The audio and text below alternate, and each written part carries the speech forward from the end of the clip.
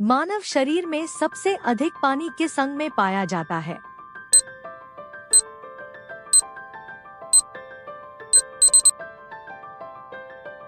भोजन में पाए जाने वाले प्रोटीन का मुख्य कार्य क्या है?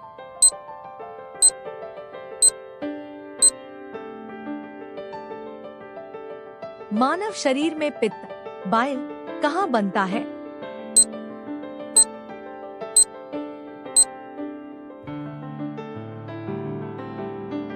शरीर में शर्करा, शुगर की मात्रा मापने के लिए किस यंत्र का उपयोग किया जाता है?